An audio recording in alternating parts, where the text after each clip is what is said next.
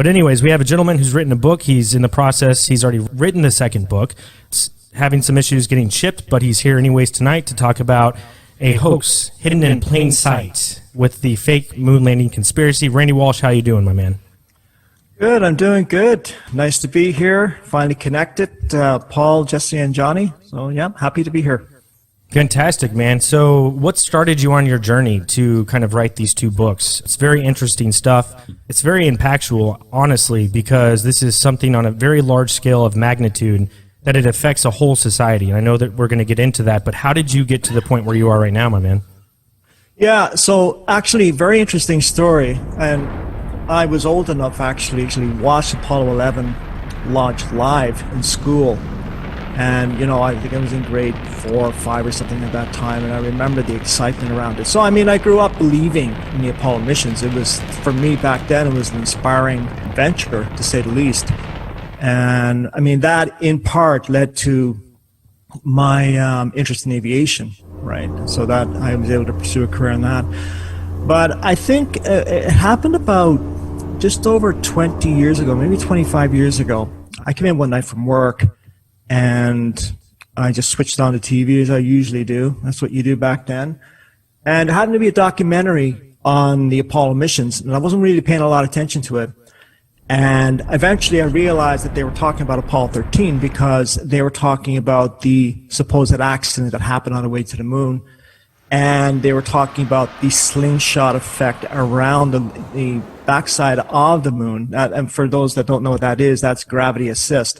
So they, of course, had an explosion, the service module on the way there, and they had to use the moon's gravity to swing behind the moon and then get them back to Earth. So Jim Lovell, the commander, was talking in the documentary about that experience. And when they came out from the dark side of the moon, and for those of you who know Dark Side of the Moon, back then in the 1970s, that was a famous Pink Floyd album, right? Yeah, great album. So, yeah. Anyway, he was talking about firing the engine and the importance of keeping the Earth within a grid pattern on the window, a lunar module window. And I remember him specifically saying that. And in the way he was talking, in the context, he was saying, well, you know, I was telling, make sure when I fire the engine, you have the moon within the grid pattern of the Earth. Because remember, they had all kinds of system failures from the explosion on the service module. And I remember my first thought was, that's a very precarious way of navigating 240,000 miles away from the Earth. If you're off by 0.01%, you're going to be thousands of miles off course. And I remember thinking, how would they have the propellant to correct for that? So there was all kinds of things that were starting to sort of resonate with me in terms of that statement that he had made. And, you know, and I didn't give it much thought, but I remember it lingered with me for a while.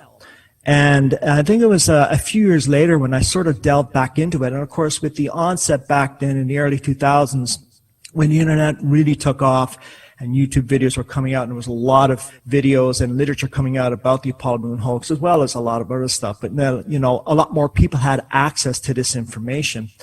I got back into it and looked into it, and I never forgot Jim Lovell's comment about keeping the Earth within a grid pattern. Now, think about this for a second. We're talking a distance of 240,000 miles away from Earth, and you're using visual cues to keep the Earth within a grid pattern. That's not going to work. You need precise navigation. And that's really what set me on my journey years later. And I think it was about 10 years ago when I really delved into this, and I started ordering books and NASA reports, and I really delved into it. And long story short, 5 years later, that's what led to my first book. Fantastic, man. There's a lot of questions that we got to get into. I don't know if you guys have any real quick off the bat. Oh, one thing that comes to my mind, I've never thought about the Apollo 13 being a conspiracy theory, so that's what you're talking about directly. Because I've always talked about the actual moon landing experience, but you're even talking about whenever they had all the system failures and didn't get to land on the moon. We've all seen the Tom Hanks movie too. That's probably my biggest reference to that, and I love Tom Hanks. But you're even saying that was faked as well, or a hoax. Yeah, and there's different theories around Apollo 13. I mean, if you just stand back and look at it from a commonsensical point of view, If you have an explosion in space, that's a very serious situation. And they had, I think it was an oxygen tank explosion on the service module in Apollo 13 on the way to the moon. And from all the research that I've done so far, I realized that this actually was not planned. This was sort of an afterthought after they had supposedly lost Apollo 13. There's some evidence now that Apollo 13 was supposed to land at a certain area. It was Fra Mauro, which is the area on the moon it was supposed to land. But that they had got their calculations wrong. And if they had carried on with the plan, according to, and this is in the context of the official version. I know now it's fiction, but just in the context of the official version, they would have landed on the dark side of the Terminator, which is, between light, sunlight, and dark. And they could not have done that. All the missions supposedly landed in the sunlight. They didn't have lighting capabilities to be landing in the dark. And I mean, that would have been insane to even try that if these missions were even attempted. And I wrote about this in the first book, that they were on the way there, realized, they screwed up, because it wouldn't take long for, even back then, for some whiz, sitting in his classroom with some high IQ would figure out, well, wait a minute, I did the calculations and you're landing in the dark side. That's impossible. So there's a theory that they came up with the explosion of Apollo 13 to throw that off, get rid of that possible scenario, and that avoided them having to, again, within the official narrative, land on the dark side of the moon. And so they proceeded from there. So then it became a whole sort of, dramatic movie in and of itself, and the whole world was paying attention. Now, the other theory is that by the time they lost Apollo 13, people's interest was waning. And they come up with that idea to sort of get people's interest back. Because remember back then, I remember that moment when, the whole world was watching, to see if the Apollo 13 crew were going to get back safely. For those of you that out there, the viewers are watching, Harold Cosell, who was narrating at that time a football game, he interrupted the football game to talk about Apollo 13 coming back, and the whole world is with you, please pray for them, and so on and so forth. So it became a very, how shall I say, all-consuming story for the world, and it held on. It held the world's grip for quite a few weeks, at least after that. So that's another theory. So there are a few theories floating around out there. As it turns out, if these missions had really happened, they might have actually landed on the sunlight side of the Terminator. But even then, that would have been precarious, because that wasn't practiced for. You think about what goes into preparing for something like this, and the complexity involved, the amount of training. They have to plan for every contingency. And throughout my own research, the sloppiness that was involved in this, just in the training aspect alone, says a lot. Too much to go into here right now. But anyway, I just wanted to put that out there, that there was a couple of theories. So yes, Apollo 13 became part of the deception. Well, all of the Apollo missions were, but Apollo 13 became the sort of pivotal moment for the Apollo missions. And if you think about this, even though Apollo 13 was technically a failure because they didn't land on the moon, it was actually turned into a success because they brought the crew back safely. And that, of course, led to Ron Howard's movie, which came out in 1995.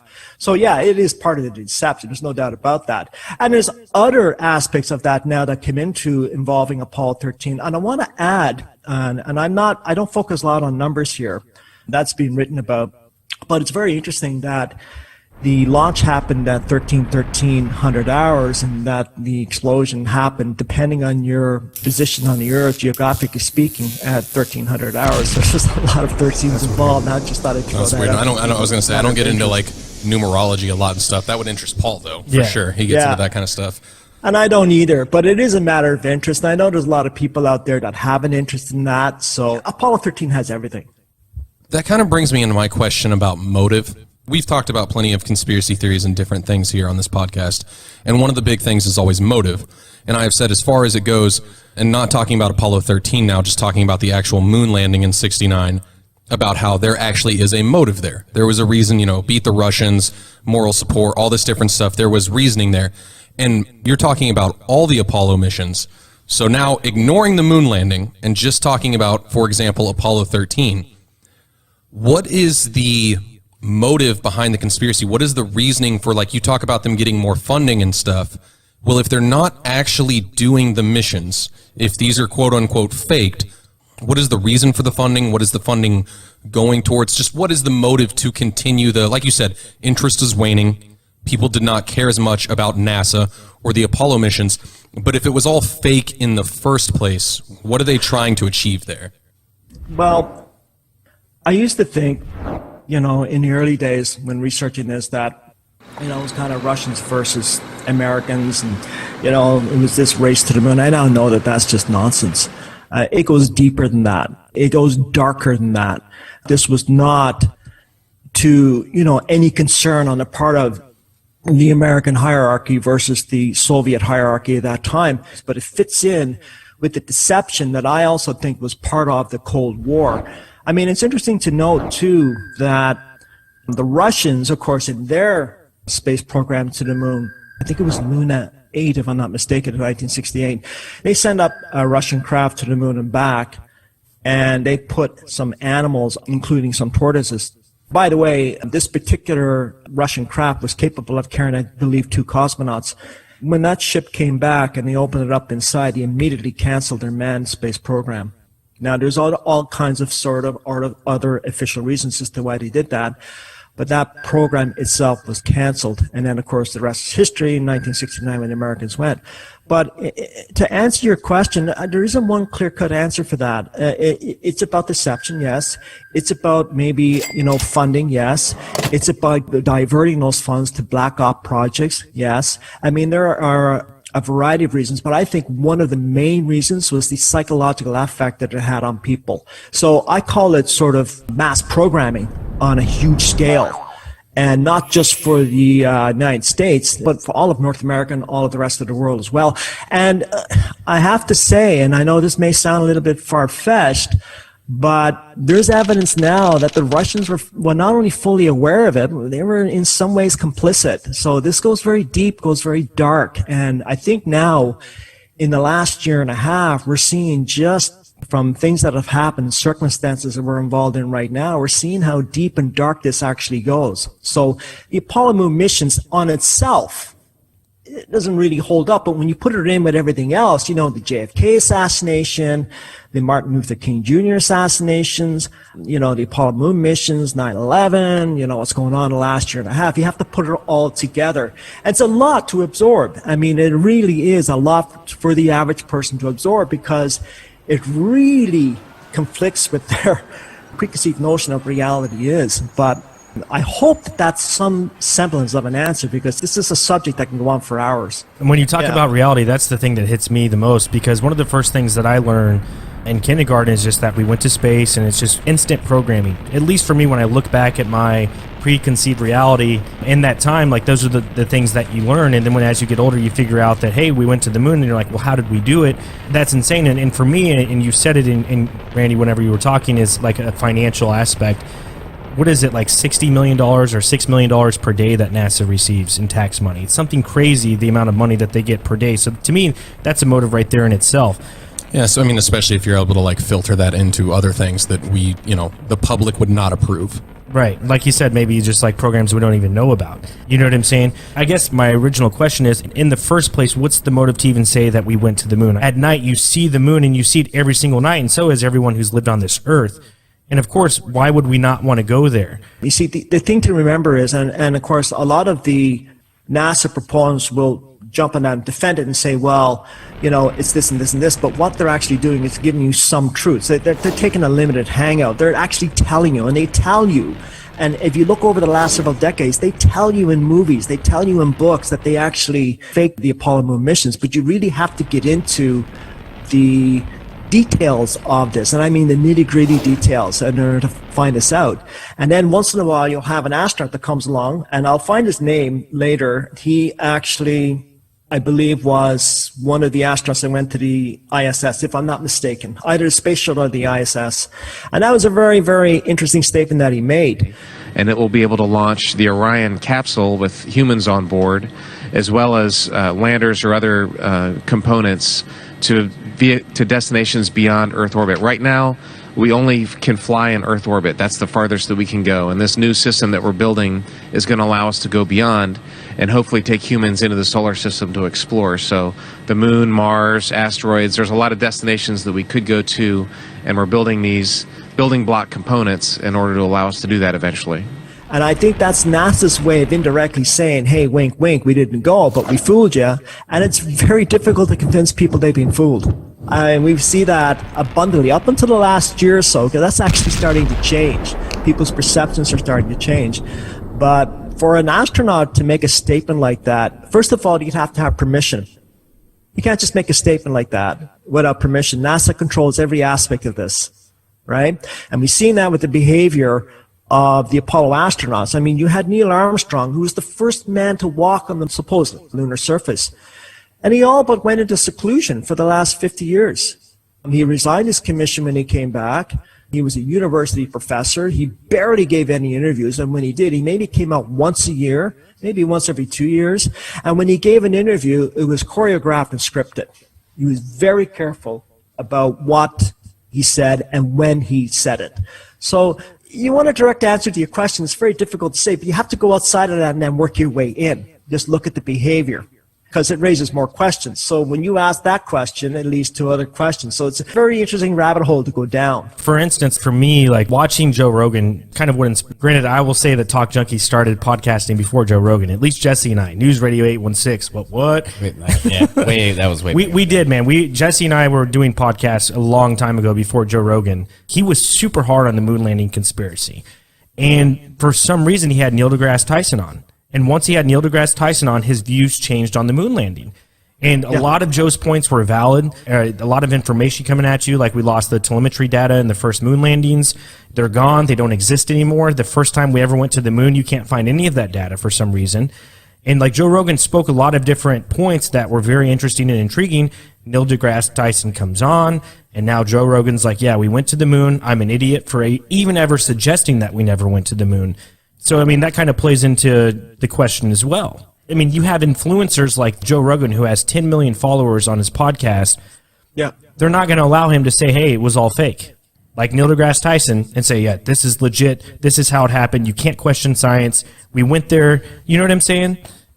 Yeah, first of all, I don't take Neil deGrasse Tyson seriously at all. He's what I call a celebrity scientist. Yep. They write books, and there's nothing wrong writing books. I wrote two, not really criticize him for that, but he writes books and sensationalizes it, and he comes up with catchphrases on his book, learn this in 15 minutes.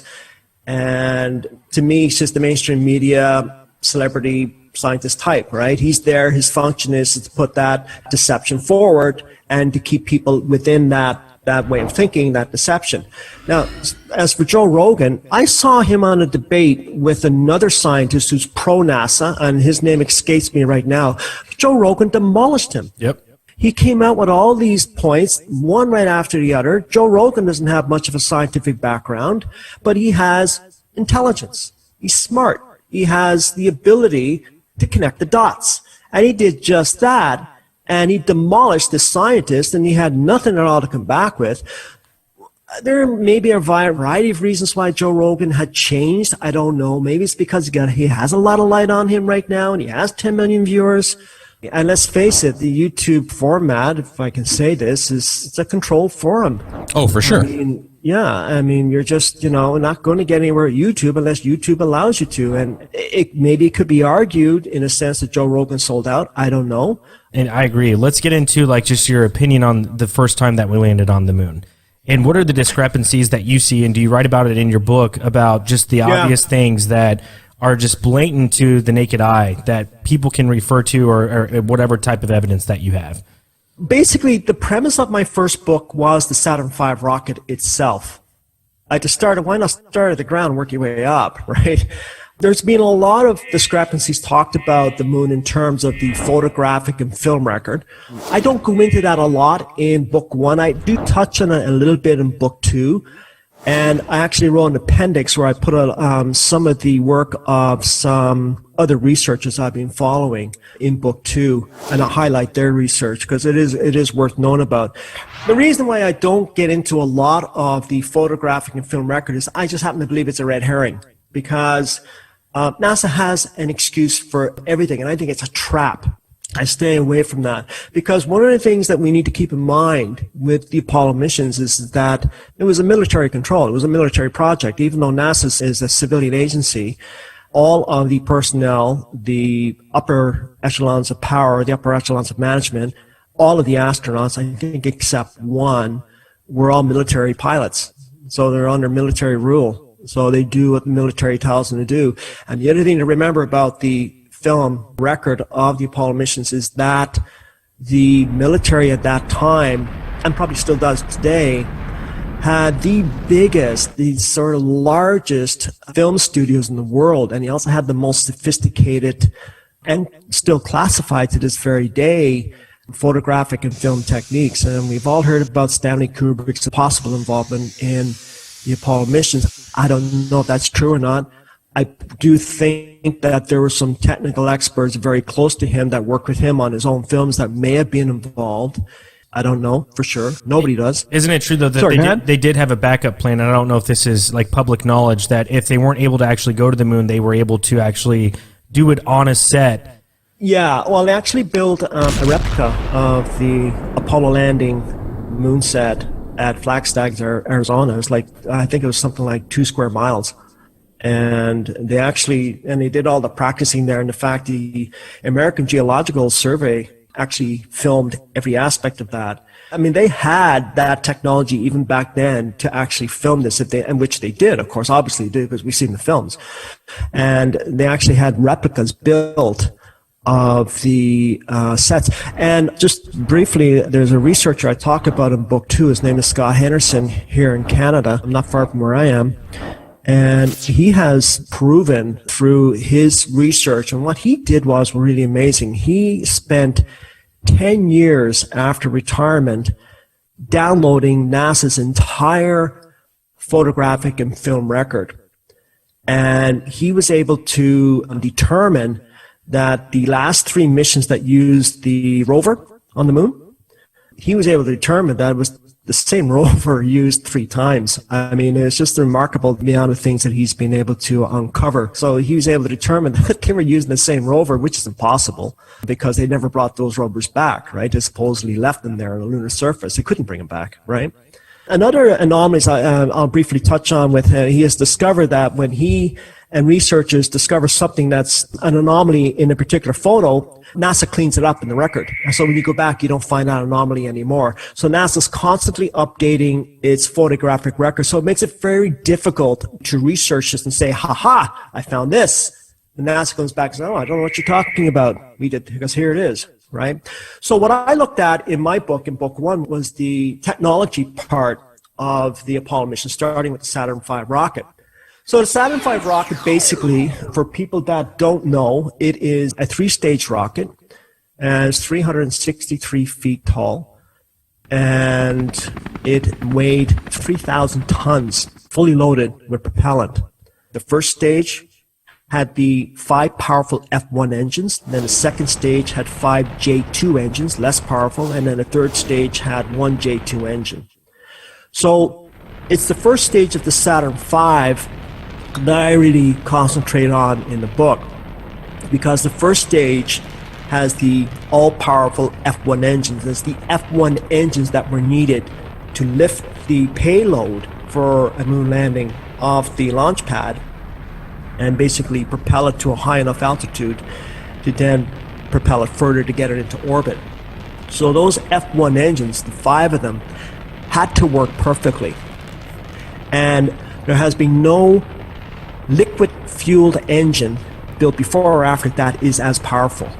So the F1 engine is a real significant part of the Apollo program, because if they did not work and produce the amount of power the amount of thrust that was necessary, that voids the whole missions. They just don't work. There's actually 2 Saturn rockets. There was the Saturn 1B and there was the Saturn V. The Saturn V was the rocket that was used to send missions to the moon. The Saturn 1B, which is a smaller version of the Saturn rocket, was used for low Earth orbit.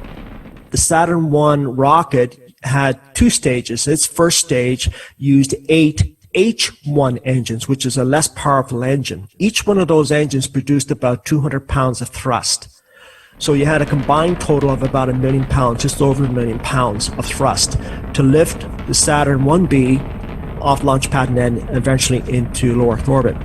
To put that in perspective, the Saturn V, again, which is used to send missions to the moon, each one of the F1 engines produced 1.5 million pounds of thrust.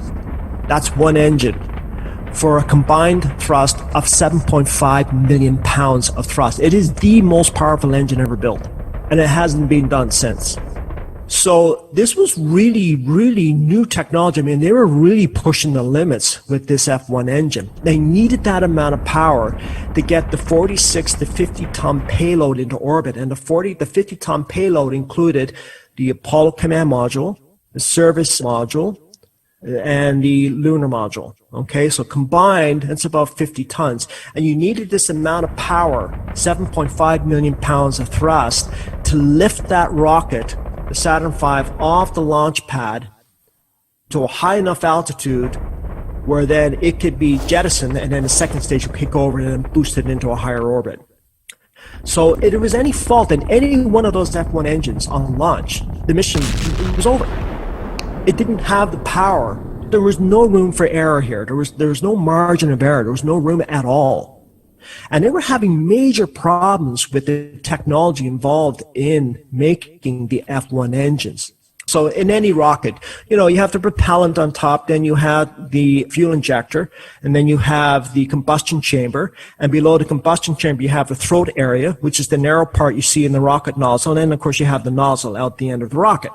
The fuel is pumped through the fuel injector into the combustion chamber, and where you have in the combustion chamber a controlled explosion. And the temperatures in that combustion chamber can reach up to 6,000 degrees Fahrenheit. So you have to find a way to cool that combustion chamber down while that controlled explosion is going on, because if you can't cool that down, you're going to have a distortion of the combustion chamber itself, and eventually that's going to lead to a massive explosion of the rocket engine, and you have a loss of the rocket and a crew.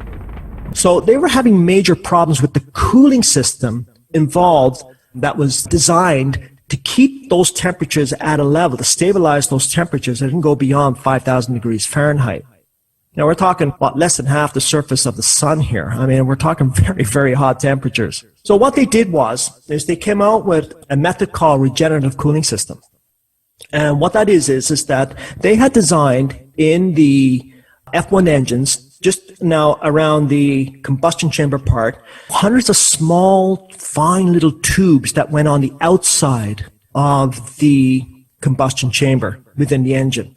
So when the fuel was going through, 70% of the fuel was pushed directly through the tubes on the outside of the combustion chamber, and 30% of the fuel was pushed through the combustion chamber itself. The whole idea of that was the propellant that was going through the hundreds of tubes on the outside of the combustion chamber was designed to absorb some of the thermal energy from the combustion chamber to keep it at a stabilized temperature to prevent the rocket itself from exploding. These were failing. And because they were failing, they weren't getting the thrust output that they originally designed. And actually, in a lot of cases, in the static testing they did on the ground, they had explosions of these engines. So they were having real problems producing 1.5 million pounds of thrust. Now, they had 2 unmanned launches of the Saturn V before they sent up a crew. 2. And this is an important point, and I just want you to keep that point in mind. I'll go back to that in a second. The static testing that was done in the F1 engines over several years, actually, was about 70 hours total. That doesn't seem like a lot, but it actually seems adequate when you factor in that the life duration of the F1 engines in an actual launch is 2 minutes. Then the amount of static testing that was done seems okay. But now here's where it gets very interesting. There was only 2 unmanned launches of the Saturn V rocket using the F1 engines, of course, for a total of 4 minutes. before they put an actual crew on board. And in one of those launches, the second launches, they had a near catastrophic loss of the Saturn V. I mean, you can see it in the photos. It was burning massive amounts of kerosene. And the first stage of the Saturn V that was using the F1 engines used kerosene, along with liquid oxygen, right? It was one of the few engines that used kerosene.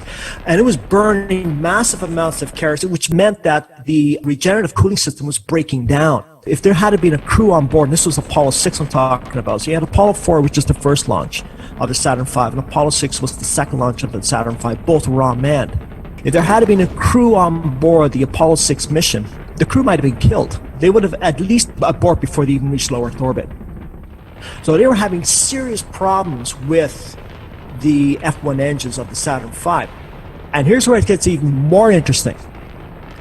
They went from fixing the problems, supposedly fixing the problems of the F1 engines of the Saturn V, to 7 months later setting up the third Saturn V mission with a crew on board, not only to low Earth orbit, but to circumnavigate the moon. That was Apollo 8. They didn't land, they just went around the moon. Remember Apollo 8? And they supposedly did this in 7 months without, and I want to emphasize this, without any further testing of the F1 engines. And then that's recorded information. That's recorded information. I talk about that. I source that in my book. That is a fact. You look at aviation. Aviation, when you put a new plane out there, even though those planes have been tried and true and they're built on decades of technology, going back, decades, right to the Wright brothers. You have one, decade after, right? But they're built on that technology. So they still put those aircraft through hundreds of hours of testing, each aircraft. Now, I'm not suggesting for a second that NASA did the same thing, because the cost would be astronomical to do hundreds of hours of testing on the F1 engines in flight.